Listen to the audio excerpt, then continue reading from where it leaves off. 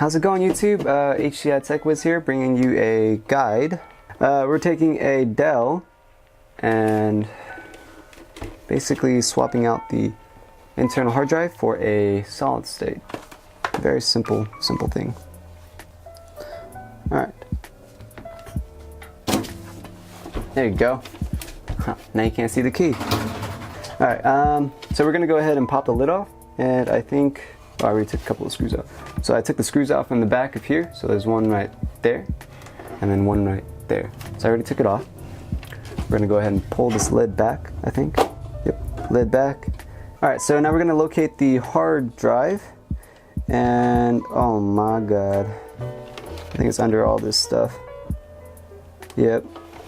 Alright, so the hard drive is actually underneath this whole portion of the computer. And just to give you the model number of this Dell computer, it is, I have no idea. Oh, it's usually on the back. Okay, it's an Inspiron 660s. So let's go ahead and remove this part as soon as I find my screwdriver. Where did I put it? Oh, there it is. And, not sure how you do that. Well, there's some instructions here, so let's see. So you gotta take this part off, unscrew some stuff, and lift this part up. Okay, easy enough. So this removes by just pulling this clip back a little bit, but don't press too hard. Don't pull it back too hard or else you'll snap it right here. So we'll pull this back a little bit and then kind of push it forward a little. It's better to do like 2 at a time. So I'll do 2 right here. So pull up a little bit and then push it that way. Oh, there you go. And then we'll go ahead and get this last third clip right here. And then it basically just slides open just like that. Cool. Put that aside. Next thing we will, so yeah, along with the hard drive replacement, we're gonna go ahead and clean up as much dust as we can. Oof. It's really not that much, but since it's a small case, it like gets trapped in these tiny little pockets. Okay, so we did that. Now we're gonna go ahead and unscrew this because I think you have to unscrew that. For this particular model, I don't think we have to keep track of the screws too much because they look like they're pretty much all the same size.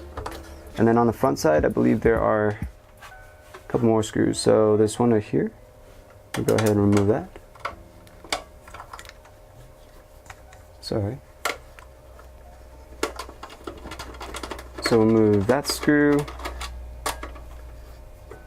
Oh, there's a piece of dust that just landed on my hand. And then there's one more right there.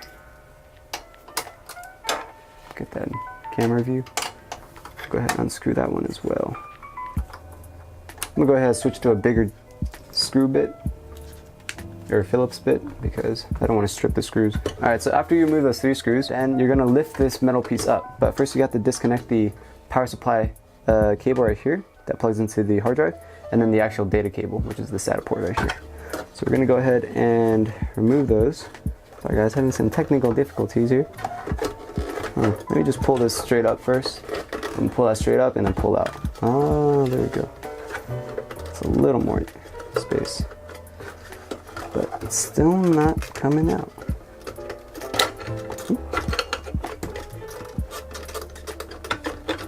Perfect. So got that one out. Now we'll remove the SATA. Okay, and there's one more. Oh, wait, I'm sorry. These were for the DVD drive. And then there's 2 on this side as well. So this is for the actual hard drive. So we'll go ahead and unplug that one and that one. I don't know why these are so tight. Okay, cool. So you got the DVD drive, and you have the 3.5 inch right here on the bottom side. So that's what the inside looks. Normally I would take it all apart and clean it. That doesn't look like there's really that much dust, so I don't really think I have to do that. But we're gonna go ahead and take a little brush and a little section and remove some of the dust. Where's my brush now?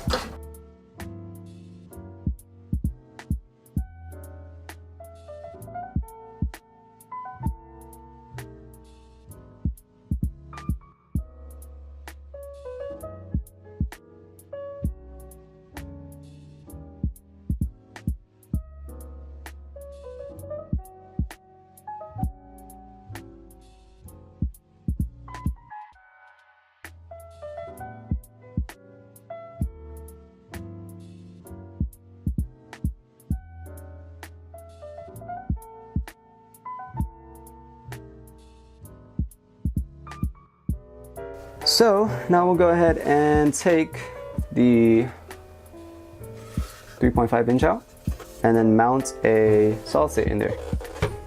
So as far as the difference between a solid state and a hard drive, there are many, actually not really many, but there are pros and cons. So solid state, you kind of could think of it as electrons moving to transfer data, pretty much faster than a hard disk, where it is kind of like a record player. Everything is a mechanical part inside, and data allocation and data point finding on the platter, which is what they call it. The platter is much slower than data transferring through the speed of electrons. So it's not exactly the speed of light that it's moving at, the rate, because the electrons do have to travel through resistance, but it's much faster than a regular hard disk. Now the cons, right? So the pro is a solid state, much faster than a hard disk, right? The con is that a solid state has less read-write cycles, so that means it doesn't last as long as a regular hard drive, as a traditional hard drive. And typically data recovery centers will charge more to recover data from a dead solid state than a hard disk. Why? I'm not sure, because I don't think that recovering data from a solid state requires a clean room. So the technique they use, and this is actually only one technique, is they'll desolder the actual storage chip inside the solid state. They will solder it on a working solid state drive, and then they'll hope, well, they also have to reprogram the chip so that it accepts the ROM in that board. Anyways, I'm rambling now. Yeah, so typically they'll charge more to recover data from a dead solid state versus a dead hard drive. So those are pros and cons, but in my opinion, I love solid states. And the only reason why you want to use a hard disk anymore is if you want to store things long term. So if you have, for example, a data center, you want to have parts of it solid state so you can transfer it much faster, but then you definitely want to allocate all your long-term archives to a hard disk. So yeah, too much information.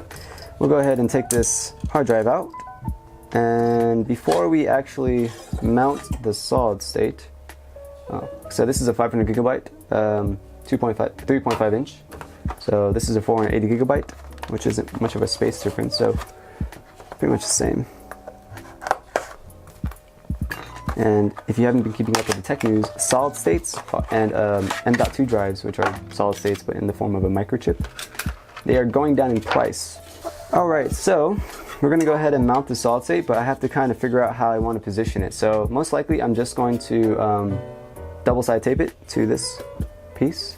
A lot of people also like using Velcro, so they'll use a adhesive strip of Velcro, on their mounting surface, and then they'll put the other side of the Velcro on the solid state, and then they'll just go like, which is actually kind of the better way of doing it, because removing double-sided tape is sometimes a pain in the ass, and you can actually damage the drive if you have like really strong double-sided tape, which unfortunately at the moment I have extremely strong double-sided tape. So that's just a little side note. So I need to figure out how far the drive needs to protrude from this area so that it can connect the PSU and the data cable properly, and then also which side. So should I mount it like this, or should I mount it like this? And that is determined based on how the cables are currently oriented in the computer. So let's see how they're oriented. So as you can see, the cables are already bent in a certain orientation. We're going to try to keep that orientation. So we're not going to contort the cables to fit the drive. We're going to flip the drive based on the cable's orientation. So the reason we want to do that is because the heat has already bent the wire in a certain way, and if you basically bend it the other way, you run risk over time. You run risk of fraying the cables inside because you contorted it a different way. Okay, so yeah, it looks like I have to contort it this way, or flip the drive this way. Okay, so that's like that, and that fits like that. Perfect. So as you can see, the drive is flipped in a certain manner where I didn't have to contort the cables, because watch, if I remove the cables, they're still in the same orientation. We're going to go ahead and mount this solid state, kind of like that. Oh, my fingers are all ashy. It's kind of gross. Yeah, I think that would be fine. We'll mount it just like that. So as you can see, you know, we left some kind of room so that the cables can connect properly, because if we put it too deep, you know, like too deep, the cables might not fit properly. So we're just gonna leave a little leadway, just like that. We'll go ahead and we'll forget how it mounted. I believe it mounted like that. We'll go ahead and put the, oh, and then when using double-sided tape, make sure both surfaces are clean. But like I said, this is a 30-pound hold. So, I mean, yeah, you should make sure both surfaces are clean, but I mean, I don't think that there's not much. Okay, we'll go ahead and like massage this area. So the way that you clean the area is you use rubbing alcohol and you make sure basically there's no debris on that surface, on the mounting surface. But of course, since I'm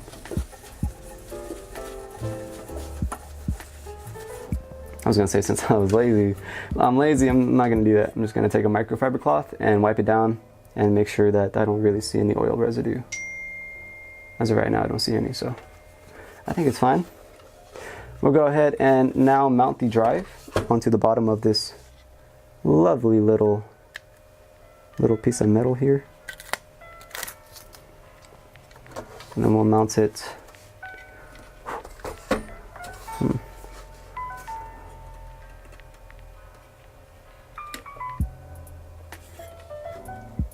Yeah, something like that. Oh wait, it's kind of crooked. OCD, it's crooked. Perfect. Just like that. So as you can see, it's mounted on. Oh wait, whoops, wrong way. Wait, did I mess up? No way. It's contorted in this way. Oh no, I didn't mess up. Psst. Me messing up. That never happens. I'm just kidding, it happens a lot. But I always fix it. Alright, so now we're gonna go ahead and attach the drive. I'm sorry, what is this called? The CD reader. Sorry, I'm losing my vocabulary right now. We're gonna attach that, and then we're gonna go ahead and place it back down how it was oriented in the beginning, which I don't think it was oriented like that, so hold up. Perfect. Okay, wait a minute. Okay, yeah, so it was oriented like that. And then, so I have everything basically in place. I'm gonna go ahead and make sure that the cables didn't come loose. So basically just push on it a couple times. Cool. I removed 3 screws. Oh wait, no, this is from the 3.5 inch. Yeah. We'll go ahead and reuse them. Like I said, they are pretty much all the same size, so. Yeah, I was like, why do I have 4 extra screws? And I realized it's because I had to unscrew this from this drive bay. Aren't I something else? Oh shoot. We're gonna go ahead and fasten the screws back in. So remember, there was 2 on the front portion, 1 right here, and 1 right here. Oh, I lost a screw. Where is it? Oh, it's there. Sorry guys, my hands are in the way. Maybe clean this up a little bit. It's okay, I'll clean it once I put it back on the computer, or when I put everything back together. So actually I should probably dust it out because I just saw some dust just go on my nose.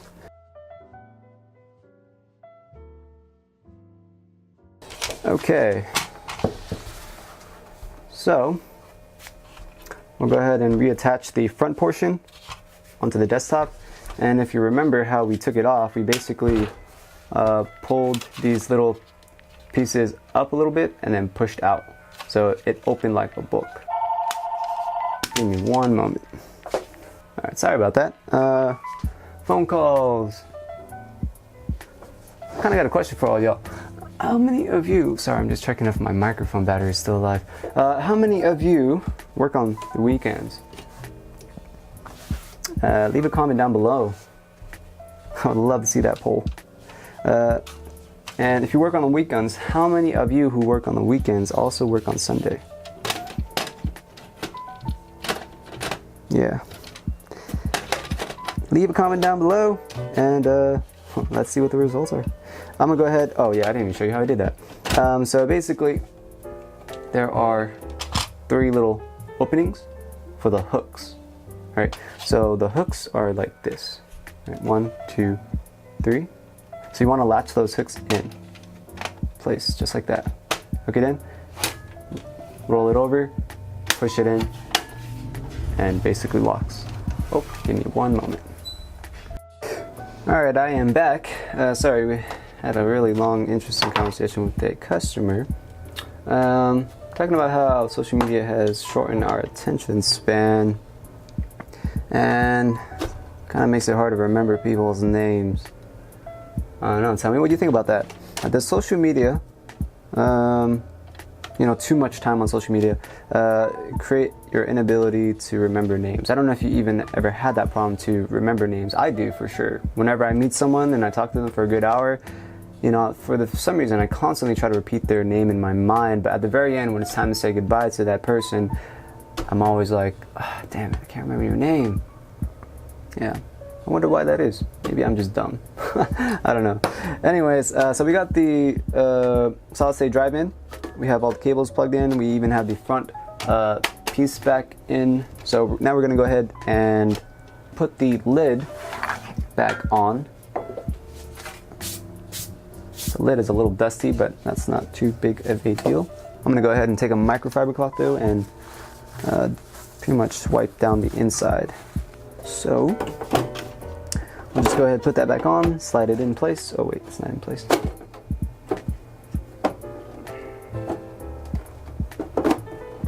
Perfect. Make sure it's in place. Then I'm gonna go ahead and tie the 2 screws in that fit into the back.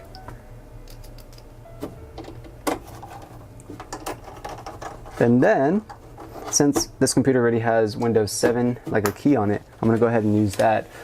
All right, so I'm gonna go ahead and install Windows 7. Now I'm gonna peel back this electric tape. Well, that's pretty much it. That's how you replace a solid state in this model, which is a Dell Inspiron 660s. How you replace the regular 3.5-inch hard drive with a 2.5-inch internal solid state. So, hope you liked this video. If you did, please like and subscribe. If you didn't, well, I don't want you to hit the dislike button, but if you didn't, at least tell me, leave a comment below on something I can improve, or, what I could do better, because I'm always trying to improve. So yeah, stick around for the next video. HCI Wiz checking out. Peace!